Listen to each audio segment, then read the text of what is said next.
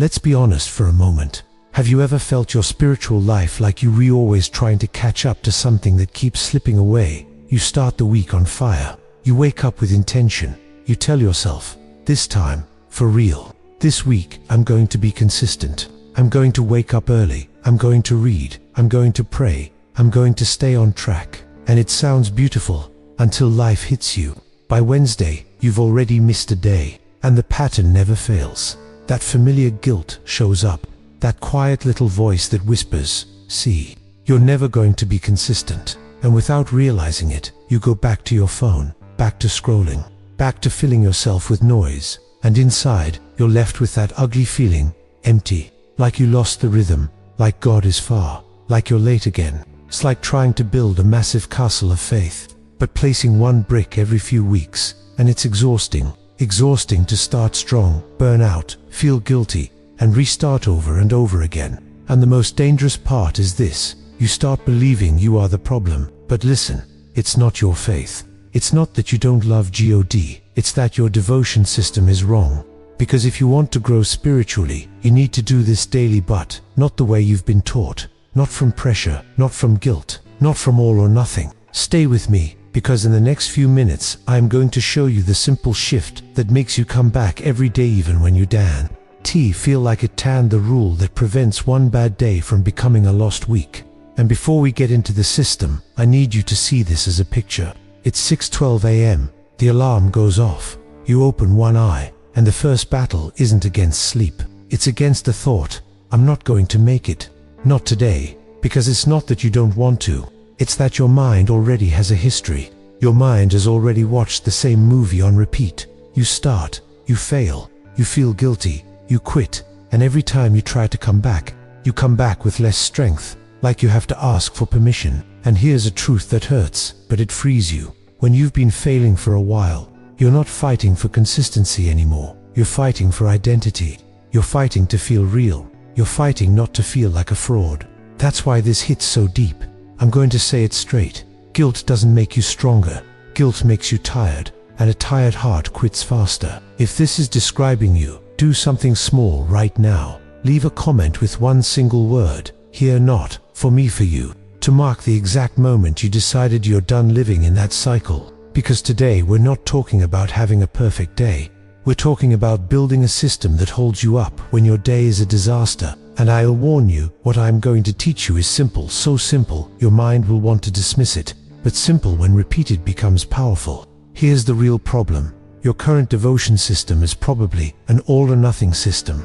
If you have time, you do it. If you feel inspired, you do it. If everything is calm, you do it. But if the day is heavy, if you wake up tired, if your mind is full, you don't do it. And that system has a deadly flaw. It depends on conditions that almost never happen. It's like saying, I'll work out only when I have an hour, energy, and motivation.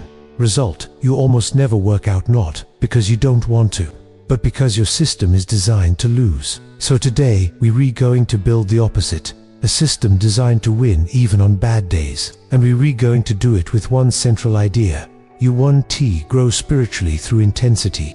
You'll grow through repetition, through presence, through returning, through showing up. Now listen, your new system will have 3 doors, one after the other. If you pass the first, the second gets easier. If you pass the second, the third becomes inevitable.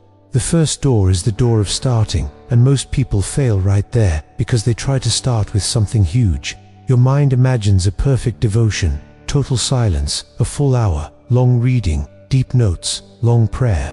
That ideal moment where everything feels right, and it sounds beautiful, but it's also a fantasy for most days because God doesn't deserve it, but because you don't live in an ideal world. You live in a world with jobs, kids, messages, noise, responsibilities, fatigue, pressure. So if your system demands perfection, your life will break it. Here's the shift. Daily devotion isn't built with big moments. It's built with a small, non-negotiable minimum. So small you can't say no. Remember this rule forever. If your minimum is hard, it's not a minimum. If your minimum depends on motivation, it's not a minimum. If your minimum depends on a perfect environment, it's not a minimum. Your minimum is the bridge. Your minimum is the key. Your minimum is the daily brick of the castle. So let's define it. Starting today, your minimum is 5 minutes. Don't laugh. Don't underestimate it. 5 minutes won't change your life in one day. 5 minutes changes your life because it trains you to come back. 5 minutes repeated sends a message to your mind. I am the kind of person who returns. I'm the kind of person who doesn't disappear. I am the kind of person who doesn't depend on emotions to draw near to God. And if one day you do 20 minutes, perfect. But the commitment is the minimum, because the minimum protects your consistency. Now the obvious question, what do you do in those 5 minutes? This is where most people get it wrong. They turn those 5 minutes into a task, a checklist, pressure, and then even if they complete it, inside they feel dry. So inside the minimum, you're going to use a simple structure, not complicated, simple. Picture your devotion like a short conversation, but real. Not like an exam, not like punishment, like connection. 3 small movements. First, a pause, 10 seconds. Breathe and say, God, here I am. It doesn't have to sound pretty, it has to be true. Second, a short reading, a small passage, not trying to finish a lot, but trying to find one line that touches you. Third, a response, just one action or one thought for today. Today I'm going to be more patient with my family. Today I'm going to speak honestly. Today I'm going to let go of that resentment. Today I'm going to forgive, even if it hurts. Today I'm going to ask for help. 1, not 10, because what changes your life isn't reading more, it's obeying something. And here's the detail that makes this stick. If you do this every day, your mind starts to expect those 5 minutes like it expects coffee, like it expects checking your phone. But for that to happen, you need the second door, the door of ease. And here's the hit. Most people think the problem is lack of desire. No, the problem is friction. Friction is everything that makes starting hard. If to do your devotion you have to figure out what to read, find a place, shut down noise, decide, argue with your mind, choose, prepare, set things up, you've already lost. Because your mind loves what's easy. Your mind will always choose what requires less effort. That's why the phone wins, distraction wins, and tomorrow wins. So what do? We remove friction from the start. Imagine your devotion is a door. If that door is at the end of a dark hallway full of obstacles, your mind won't walk there. But if that door is right here, lit, open, within reach, you step in without a fight. So tonight you do something simple. You set up what you'll use: your reading, your notebook, your pen, a glass of water, whatever, and you put it somewhere you cannot ignore. A brutal little trick that works. Put it where you normally put your phone, or on top of it, or right next to it. Not as punishment, as a reminder. Because the goal isn't to be strong, the goal is make it easy. And now comes the most powerful part of this second door. You won't depend on motivation, you'll depend on an anchor. An anchor is something you already do every day without thinking, and you attach your devotion to it. You won't say when I have time, you'll say after this, after you start the coffee maker, after you brush your teeth, after your feet hit the floor, after you pour water, after you sit in the chair, after you turn off the alarm, before you touch your phone. You choose one anchor, and you repeat it. Because when your devotion is attached to an anchor, it's not a decision anymore, it's a sequence, and sequence is stronger than emotion.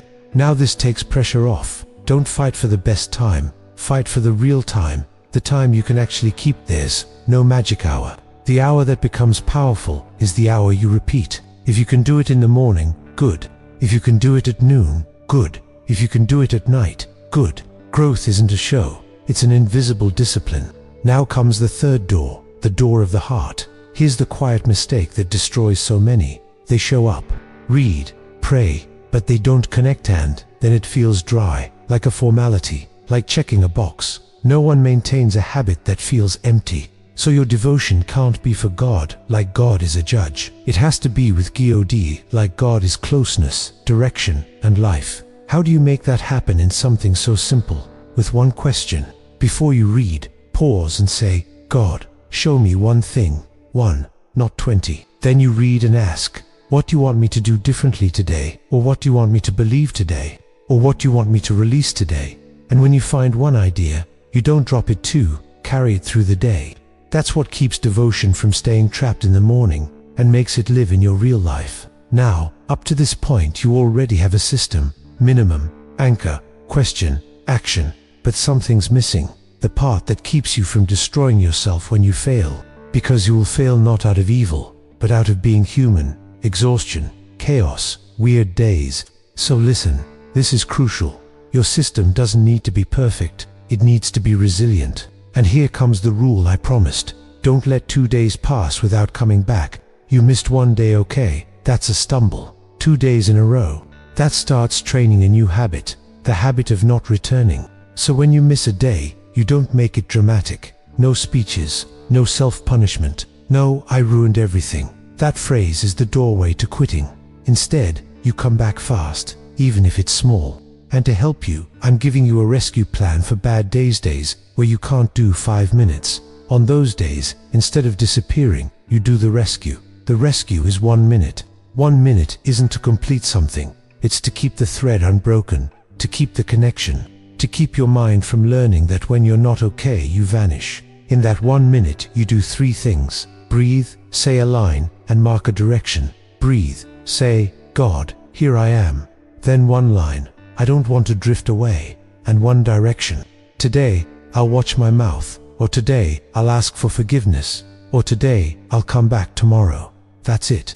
And if you learn to return when you're tired, you become dangerous because you no longer depend on conditions. Now I want to free you from something that's been crushing you. God isn't waiting to punish you. God is waiting to strengthen you. I know someone hears this and thinks, "But I've failed too much. I've promised too many times. I've already let him down." I get it. But look what guilt does. Guilt tells you, "Come back when you're ready." And that turns into weeks, months, silence. The right system says, "Come back now, even if it's small." Because growth isn't about feeling worthy. It's about drawing near even when you feel broken. Now hold this image. Your spiritual life is a campfire. If you throw a giant log on it once a month, it flares up and then dies out. But if you throw 1 small twig on it every day, it stays alive. That's your daily devotion. 1 twig, 5 minutes, 1 line, 1 action, and over time it becomes fire. Here's another truth. Daily devotion isn't a chore, it's oxygen. And what happens when you don't return for days? Many people become more reactive, more harsh, more anxious, more impatient, more fragile, not because they're bad, but because they disconnect from the source. So stop seeing it as obligation, see it as life. And here's what will open your eyes. There are 2 kinds of wrong devotion, the kind that pressures you and the kind that numbs you. The one that pressures you demands perfection and leaves you exhausted. The one that numbs you makes you feel good for a moment, but it doesn't change you. Both are wrong. Right devotion holds you and transforms you. It gives you peace, yes, but it also aligns you. It corrects you with love. It makes you solid. In a moment, I'll show you how to know if your devotion is truly forming you, or if it's just entertaining you, because that difference decides whether you grow or keep repeating the cycle with a new mask. But first, let me tell you a story. I know someone. Let's call him Daniel. Daniel had a pattern. Every Monday he promised, this time for real, that he'd be consistent, that he'd come back to God with strength. And for 2 or 3 days, he did it. He felt good, strong, in order. But Wednesday came, and something happened. He stayed up late, work piled up, a problem hit. His mind said not today. And when he said not today once, the next day became tomorrow, then next Monday. And when he wanted to return, he didn't return hungry. He returned ashamed, like he was walking into a place where everyone could see him, and they already knew he failed. One day, Daniel told me something I'll never forget. "I feel like God gets tired of me." That broke me. Because what was destroying him wasn't a lack of reading. It was the story he had built in his mind. So I told him, "Look, the first thing isn't doing more. The first thing is changing the system that makes you disappear. You don't have a love problem. You have a design problem." And we started small, 5 minutes, but with one condition. It had to be attached to an anchor, and the anchor had to happen every day. Daniel chose this. When his feet hit the floor, before touching his phone, he would do his minimum. At first it was 5 ugly minutes, half asleep, feeling nothing, no big emotions. But something got built there. You know what? Identity. After 1 week, Daniel stopped saying, "I'm going to try." He started saying, "I return." That phrase changed his life. You don't need a perfect life. You need a life that returns. Now, back to what I promised. How do you know if your devotion is forming you or just entertaining you? Here's the sign. If your devotion ends and your life stays the same with no small change, something is disconnected. Don't condemn yourself, just adjust the question. Instead of asking what did I learn, ask what am I going to live today. Instead of asking what did I understand, ask what am I going to change, and make it one thing's more real, because transformation isn't about knowing more, it's about obeying better. Now I'm going to give you a formula so you never lose the system. A formula your mind can remember, even on chaotic days. 5 minutes, 1 phrase to carry through the day, 1 action to obey today. 5, 1, and 1. 5 minutes, 1 phrase, 1 action. 5, 1, and 1. If you remember it, you do it. If you do it, you grow.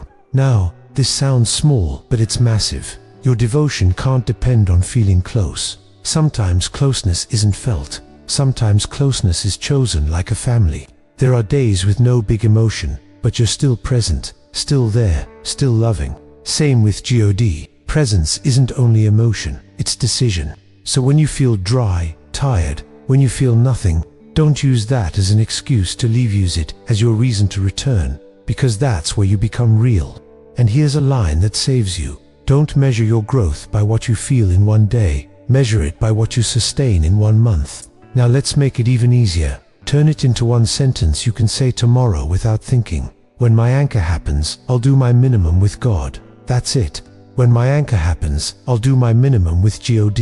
Repeat it in your mind right now, because if tomorrow you wake up confused, that sentence guides you. And so you don't lose the content. Here's your minimum in 3 steps. God, here I am. I read a little.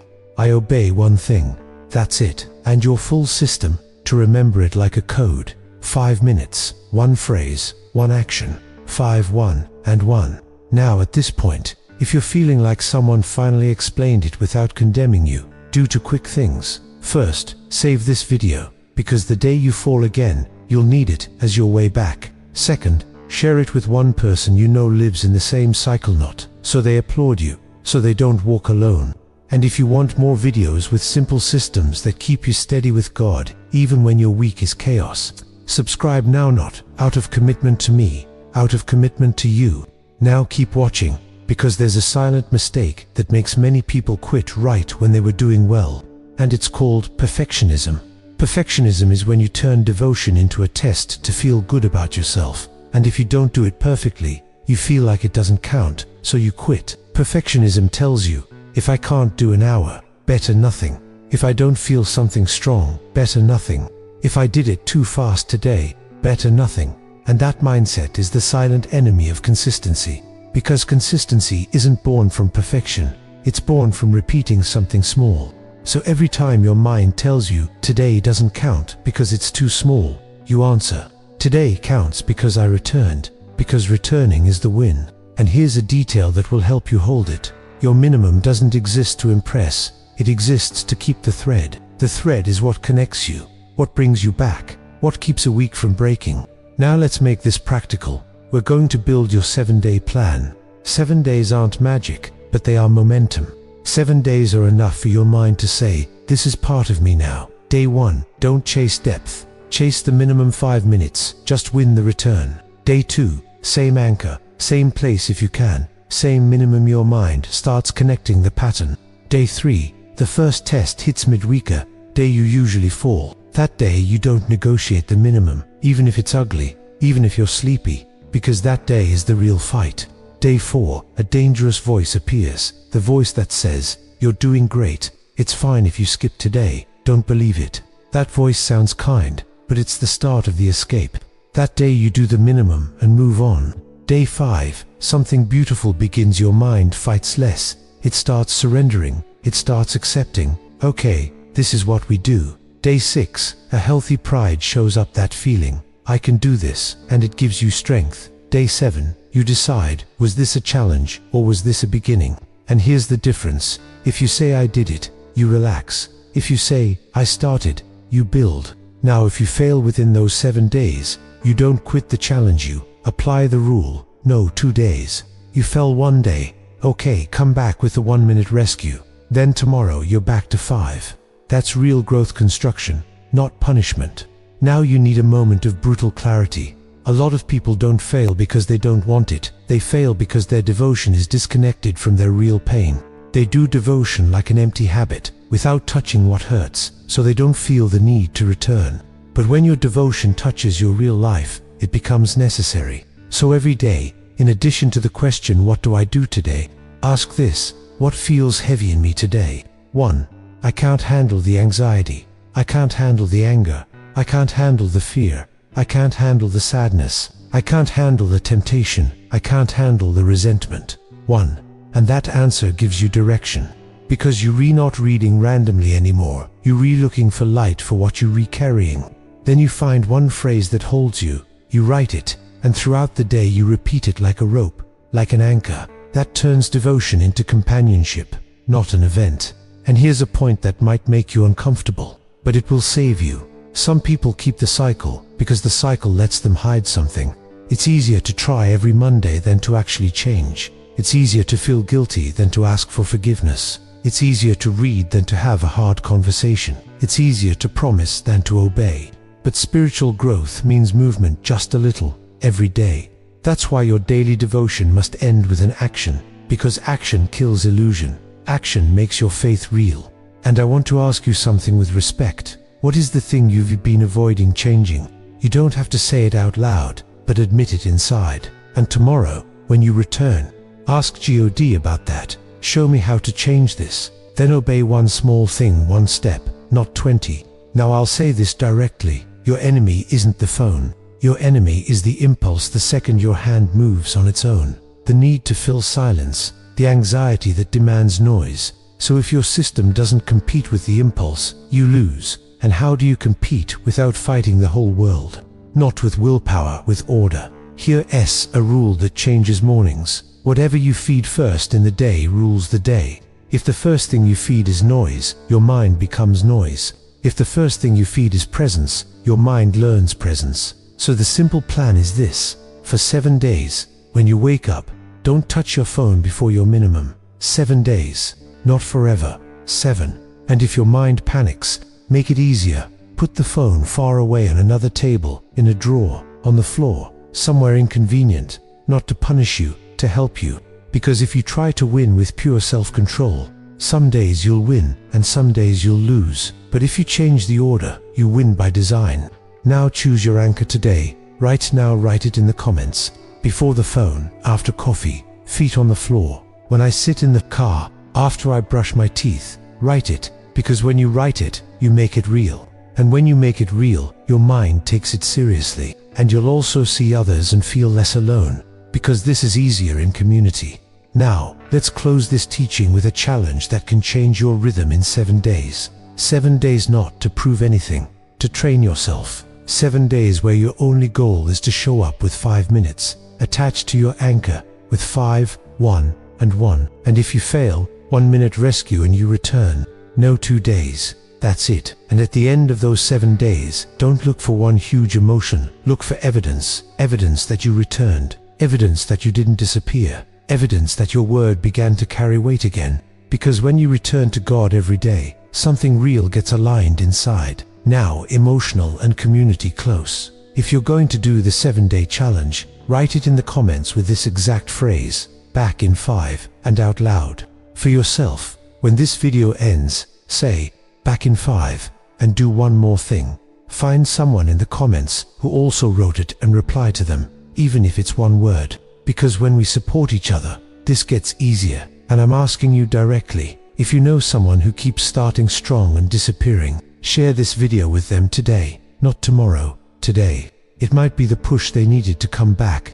And if you want more simple systems that keep you steady with God, even when your week is chaos, subscribe now. Here you won't get pressure, you'll get structure. Because if you keep failing, it's not your faith, it's your devotion system. And starting today, your system changes. 5 minutes at a time, 1 return at a time, 1 brick at a time. And that castle of faith you thought was impossible gets built like this. You return and return and return.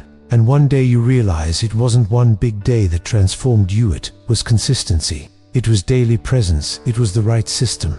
Tomorrow, when your anchor happens, come back even if it's small, because returning is the victory.